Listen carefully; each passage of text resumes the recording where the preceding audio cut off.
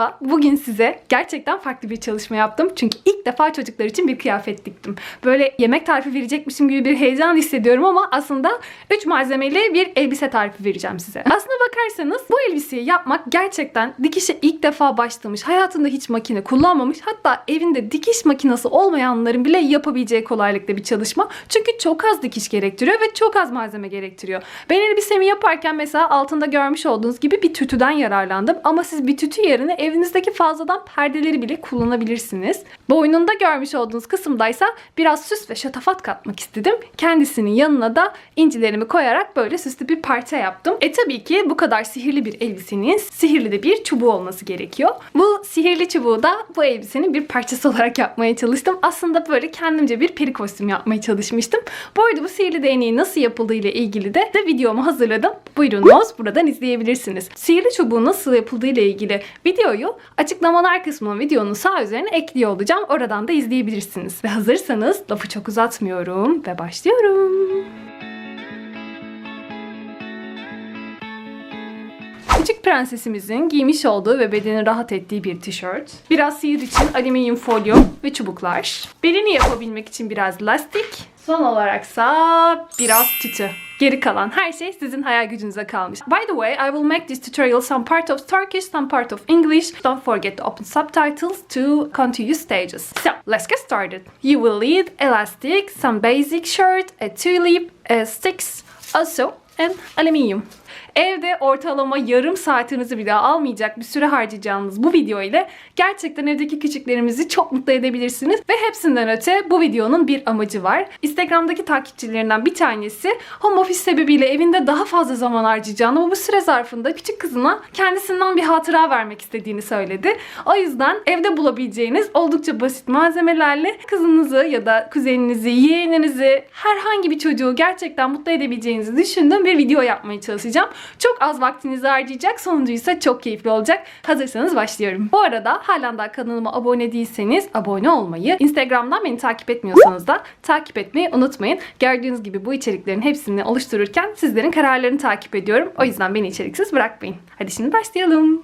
İlk olarak tişörtümü düzgün şekilde yerleştiriyorum. Şimdi elbisesini diktiğiniz kişinin omzundan beline kadar olan mesafeyi ölçün. Benim yapacağım elbise Eylül adındaki tatlı 5 yaşındaki kız çocuğu için olacak. O yüzden onun omzundan beline olan ölçüsünün 27 cm olduğunu biliyorum. Ve geliyorum bluzumda bu 27 cm'lik mesafeyi bularak işaretliyorum. Görmüş olduğunuz hat benim bel hattım. Bu hat neden önemli? Ben bu hattın üzerinden lastiğimi geçirerek eteğimi tutturacağım ve böylece elbisem hazır olacak. Bir sonraki aşamaysa tütümü kesmek. Görmüş olduğunuz gibi tütümü ben 2 kat üst üste gelecek şekilde katladım. Daha sonraysa belinden diz kapağına kadarlık ölçüyü ölçün ya da daha uzun yapmak istiyorsanız o uzunluğun toplamda ölçün ve yaklaşık 2 cm kadarlık bir dikiş payı vererek bu parçayı kesin. Ben şöyle bir yöntem izledim. Benim keseceğim eteğin uzunluğu yaklaşık 33 cm. O yüzden ben bir dosyayı bu şekilde koyacağım ve bu dosyanın altından geçecek şekilde kesme işlemini gerçekleştireceğim.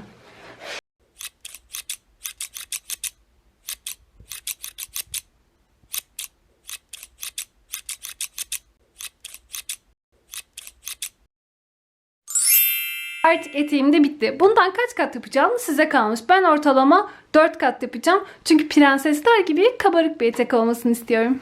Tülümüzü de kestiğimize göre artık bir sonraki aşamaya geçebiliriz. Şimdi yapacağımız şey şu. Ben tülümü görmüş olduğunuz gibi uzunca kesmiştim. Yani 2 kat kesmiştim. Çünkü tek tek şeritler kesmeye üşendim. Şayet siz benim gibi yapmak istemiyorsanız tek tek katlar kesebilirsiniz. Şimdi bu parçaları tam olarak yüzü yüzüne gelecek şekilde yerleştiriyorum. Yerleştirme işlemini yaptıktan sonraysa buradan incecik dikişimi çekeceğim. Sonrasında ise bu uç kısmı keseceğim. Böylece hepsi eşit olan bir parça elde edeceğim. Peki neden buradan bir çizgi çekiyorum? Çünkü kendime büzgüler elde etmek istiyorum. Dikişimi diktikten sonra parçam böyle olacak ve etek ucundan da görüntüsü bu şekilde olacak. Şimdi bel ölçüme göre bu parçayı bu şekilde büzüştürdüğüm zaman gördüğünüz gibi tam olarak istediğim gibi büzgüler elde ediyorum. Ben toplamda bunun gibi 4 kat yapacağım. Ben bel uzunluğundan diz uzunluğuna olan ölçüyü ölçtüm ve yatayda yaklaşık olarak 150 cm olacak şekilde bu ölçüde tam olarak 4 tane parça kestim. 4'ünü de üst üste kıyacağım. Sonra büzdüre büzdüre devam edeceğim. Görmüş olduğunuz gibi tütümü bir güzel büzdüm ve açık hali böyle oldu. Burada görmüş olduğunuz genişlik benim bluzumun belinde çizmiş olduğum hatla aynı genişlikte. Yani bunun toplam çevresi uzunluğunda. Eteğimin transparan olmaması için bel genişliğimle ve etek uzunluğumla aynı olacak ekstra bir parça kestim kendime. Şimdi bu parçaya geleceğim. Buradan başlayarak tüm hattım boyunca bu parçayı da buraya sabitleyeceğim. Sonrasında ise düz dikiş dikeceğim. Bunun sebebi de şu. Şayet eteğimi sadece tütü olarak yaparsam birincisi bluzumla tütümün arasında renk farkı olacak ve dolayısıyla çirkin bir görüntü olacak. İkincisi çok transparan olur ve iç gösterir. Bunun da olmasını istemiyorum. Aradaki farkı görmeniz adına parçalı olduğu ve parçasız olduğu zamanki fark bu şekilde. Şimdi tek yapmam gereken bu iki parçayı birbirine denk gelecek şekilde yerleştirmek. Sonrasında ise dikmek. Tüm bu işlemler bittiğinde ise parçamı ortadan ikiye katlayacağım ve açıkta kalan bu alanı dikeceğim. Şimdiden çok güzel bir parça olmaya başladı. Hadi devam edelim. Tüm bel hattım boyunca iki parçamı da diktim. Böyle temiz bir görüntüsü oldu. Şimdi tam ortadan ikiye katladım ve yan taraftan etek ucuna kadar dikişim yapacağım. Bu arada ben etek ucumu normalden daha uzun kesmiştim. Bittiği zaman buralardan düzgün bir kesiş yapacağım. Astarımla etek ucum arasında bu kadar fazla fark olmayacak. Sizi yanıltmasın. Astarınızın uzunluğu ile eteğinizin uzunluğu arasında yaklaşık 2-3 cm boşluk bırakmanız yeterli olacaktır. Bu parçadan sülfile yaparak temiz bir dikiş de yapabilirsiniz. Şimdi eteğimi ters çeviriyorum. Bakalım neler olmuş. Tada! Gördüğünüz gibi parçam neredeyse hazır. Çok da güzel oldu. Şimdi eteğimle gövdemi birleştireceğim. Bunun için parçalarımı bu şekilde üst üste koyuyorum. Bu arada benim tütüm vanilya rengiymiş. Üst beyazımsa adeta bir oma beyazı, bembeyaz. Parçaları birleştirmek içinse şöyle yapacağım. Daha önceden çizmiş olduğum bu çizginin üzerine geleceğim. Parçamı yerleştireceğim. Yani aslında bu parçayı bunun içine sokacağım. Daha anlaşılır olduğunu bilmiyorum ama burada görmüş olduğunuz bluzum. Burası ise eteğimin dikmiş olduğum hattı. Bu hattı tam olarak bu çizginin üzerine getiriyorum. Fark ettiyseniz burada bel hattımla eteğimin arasında genişlik var. Çünkü bunu lastikle büzmek istiyorum. Bu boşluğun olmaması için bir lastikten yararlanacağım. Ama siz bunu 0'a 0'da yapabilirsiniz. Bu lastikten yararlanırken bir de şöyle bir şey yapacağım. Ben bel hattımda bir kurdeleden yararlanarak kuşak olmasını istiyorum. Yani şimdi burayı bel hattımı bir lastikle büzeceğim ve tam olarak belimin genişliğine getireceğim. Sonra geleceğim kurdelemin dışarıdan gözüken kısmını aynen şu şekilde yerleştireceğim. Sonra ise eteğimin buradaki payını alacağım. Onun üzerine yerleştireceğim. Ve bu şekilde bir dikiş dikeceğim. Dikişimi diktikten sonra parçamı şayet ters çevirirsem ve siz de bunu görebilirseniz kuğu gibi sıkıştı oraya güzelim. Eteğim aynen bu şekilde dikilmiş. Buradan da bel kuşağım gözüküyor olacak ve parçam hemen hemen bitecek. Ama bunun öncesinde biraz kararsızlığım var. Bluzumu aynen bu şekilde mi kullanayım yoksa bir atlet dekaya mı çevireyim? Bu noktada biraz kararsızım. Bakalım videonun sonuna doğru sürpriz olsun. Videonun sonu sürpriz olursa ama size nasıl öğreteceğim değil mi? Şimdi şöyle kararımı verdim. Buradan halter yaka bir bluz yapacağım. Adeta bir balerin kostümü gibi olacak böylece parçam. Bunun için bir kalemden yararlanıyorum. Bu arada bu kalem böyle keçeli kalem gibi gözüküyor. Çok korkarak kullanıyorum ama hiçbir şekilde leke yapmıyor. Şöyle beyaz kumaşın üzerinden bile çizdikten sonra üzerine hafif su damlattığınızda kalem anında görüntüsü yok oluyor. Ben ilk defa böyle bir şey kullandım. Bayağı keyifliymiş. Bu arada benim bunu yapmamın sebeplerinden birisi bluzum beyaz renkte, eteğimsi kırık beyaz renkti. Kurdelem de bunların tam ortasında.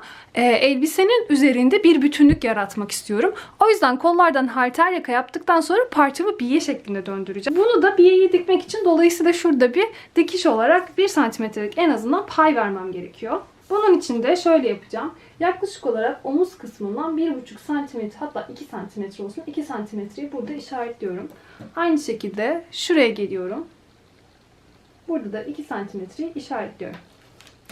Daha sonra koltuk altı evime kadar yararlanarak bluzumu yeni formunu veriyorum. Aynı şekilde buraya geliyorum. Olabildiğince simetrik yapmaya çalışıyorum.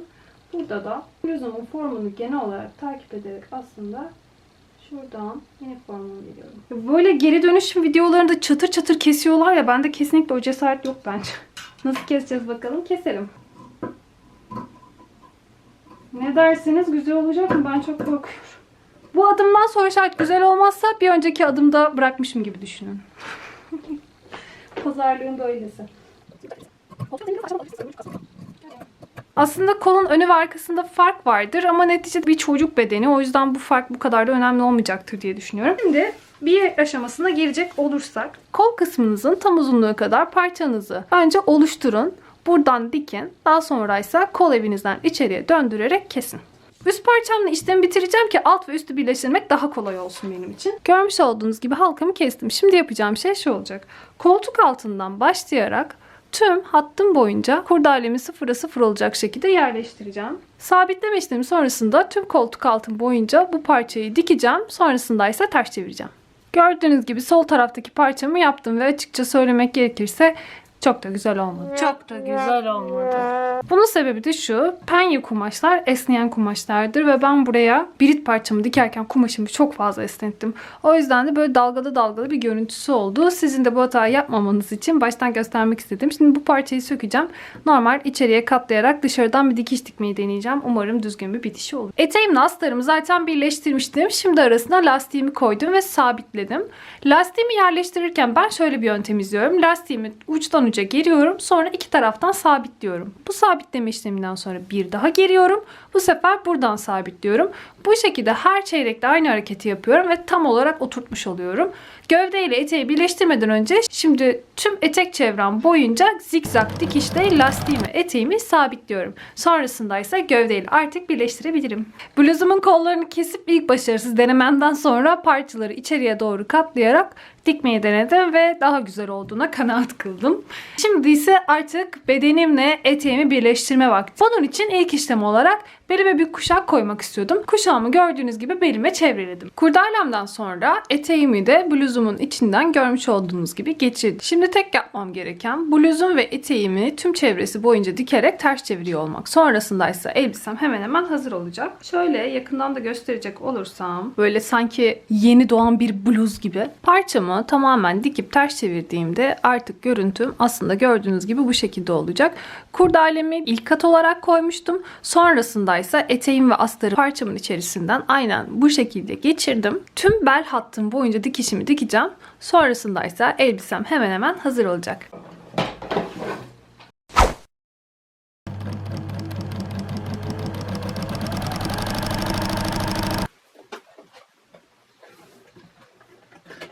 Gördüğünüz gibi parçam hemen hemen hazır. Şimdi hazırsanız bitmiş halini göstereceğim.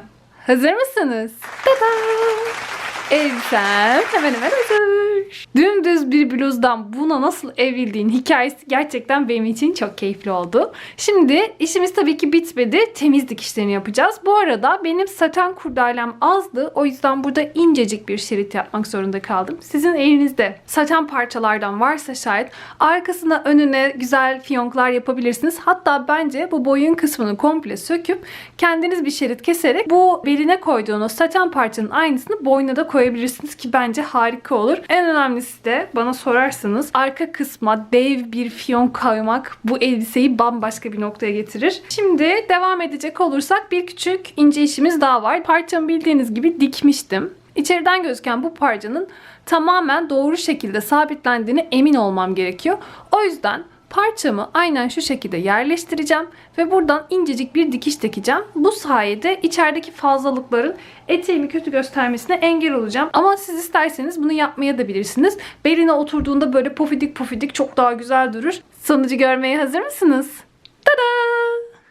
Artık elbisem neredeyse bitti. Benim eteğimin alt bedeniyle üst bedeni arasında maalesef biraz renk farklılığı var. O yüzden böyle bir görüntü ortaya çıkıyor. Tabii ki biraz süslemeyle bu parçayı tamamen değiştirebiliriz. Bunun için de şöyle yapacağım. Daha önceden elimde almış olduğum bu parçalar gibi şifondan çiçekçiklerim var benim. Bu çiçekleri alacağım ve boynum boyunca buraya yerleştireceğim. Bunu yaparken de biraz boncuktan yardım alacağım ve böylece ışıltılı bir elbiseyi bitirmiş olacağız. Videonun başında başlarken dikkat ettiyseniz alüminyum folyodan yararlanmıştım. Onu da şunun için yapmıştım. Elimde görmüş olduğunuz sihirli değnek. Çünkü sihirli bir elbisenin sihirli de bir değneği olması gerek. Bu değneği nasıl yaptığımı merak ediyorsanız da buyurunuz, videosu hazır.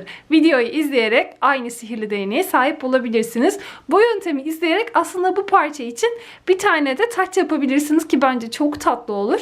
Bu arada burada benim yaptığım gibi boyun kısmında bir süsleme yapmayabilirsiniz. Kollarınızı uzun tutabilirsiniz. yapabilirsiniz. Veya bu tişörtü bisiklet yaka gibi yapıp daha sonra kollarına karpuz kolda takabilirsiniz. Bu tamamen size kalmış. Bunun gibi çiçekçikliğiniz yoksa da, bu arada çiçeğimi de yakından göstereyim. Aslında böyle bir formu var.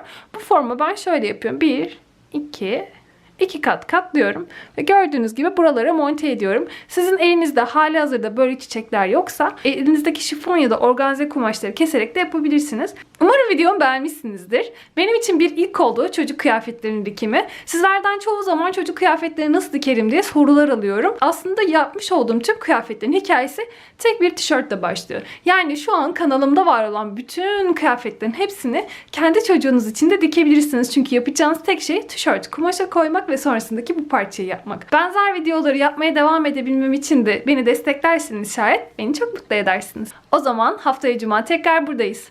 Sevgiler. Görüşmek üzere.